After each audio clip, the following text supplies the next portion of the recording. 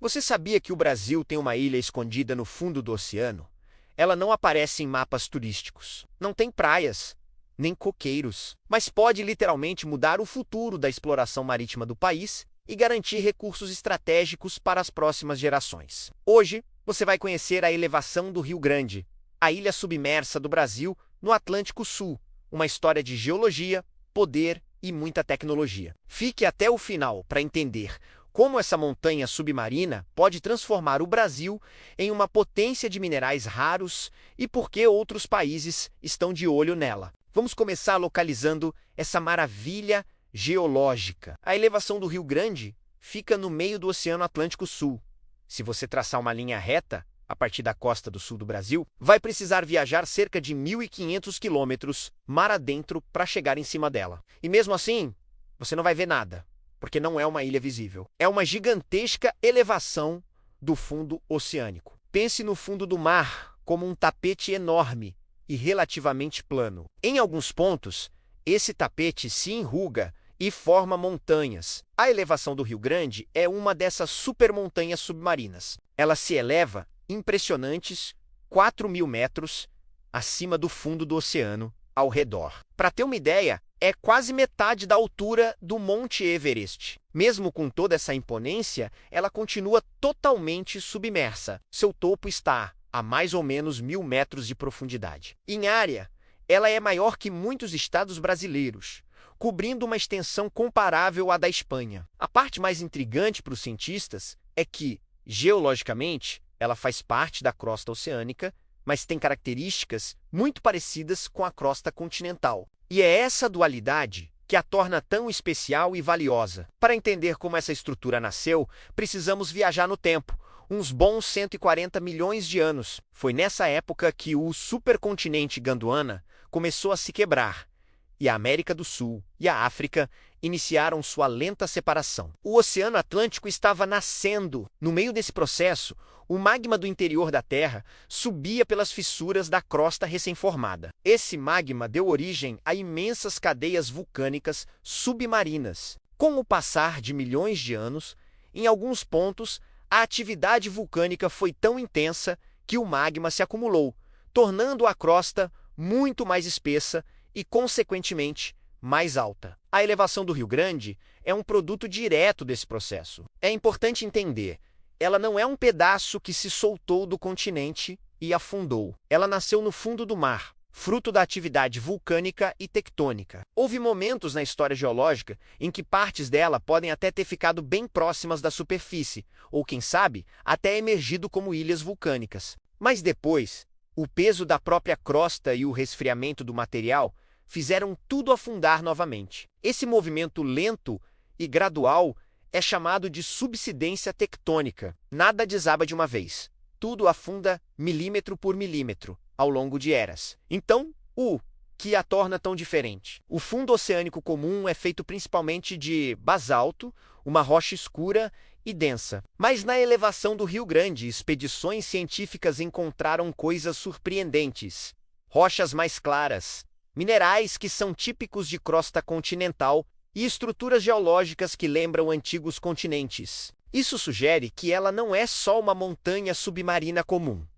Ela é uma região híbrida, nem totalmente oceânica, nem totalmente continental. É algo raro, como encontrar um pedaço de quase continente perdido no meio do oceano. Gosto de usar uma analogia da pizza para explicar isso. Imagine que a massa fina da pizza é o fundo do oceano, a crosta oceânica. A borda recheada, mais grossa e alta, é a crosta continental. A elevação do Rio Grande seria como uma parte no meio da pizza, onde por algum motivo a massa cresceu muito e ficou bem mais espessa. Não chegou a vir a borda, mas também não é mais aquela massa fininha do resto, é um intermediário. E por que essa característica de quase continente é tão importante para o Brasil? A resposta está no direito internacional do mar. Os países não controlam apenas suas terras. Eles também têm soberania sobre uma faixa do fundo do mar adjacente à sua costa, a chamada plataforma continental. A Convenção da ONU permite que um país estenda essa área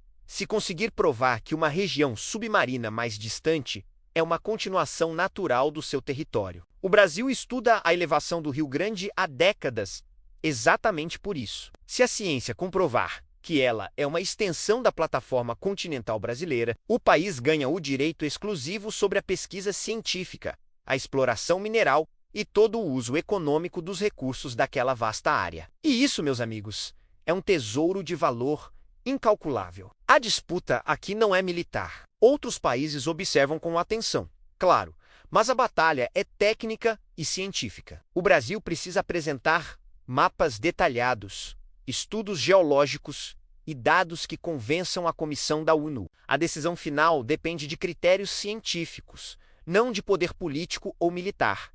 E que tesouro é esse, afinal? O que existe de tão valioso lá embaixo? As pesquisas já identificaram na elevação do Rio Grande depósitos riquíssimos de cobalto, níquel, manganês e os chamados elementos de terras raras. Metais que são a base da tecnologia moderna. Eles são usados em baterias de alta performance, celulares, turbinas eólicas, carros elétricos e equipamentos médicos de ponta. São os materiais do futuro. Esses elementos não estão em grandes blocos de metal puro, prontos para serem coletados. Eles se acumulam lentamente, ao longo de milhões de anos, formando o que os cientistas chamam de crostas ferromanganesíferas.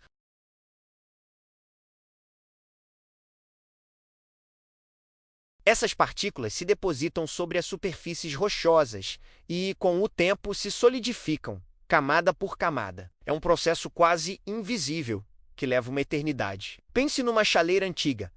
Conforme a água ferve e evapora várias vezes, uma crosta de minerais se forma no fundo. No oceano, algo parecido acontece, só que em uma escala de tempo geológica e envolvendo metais extremamente valiosos. Agora, explorar essa região é um desafio gigantesco. Lembre-se, estamos falando de profundidades de mais de 1000 metros. A pressão da água é esmagadora.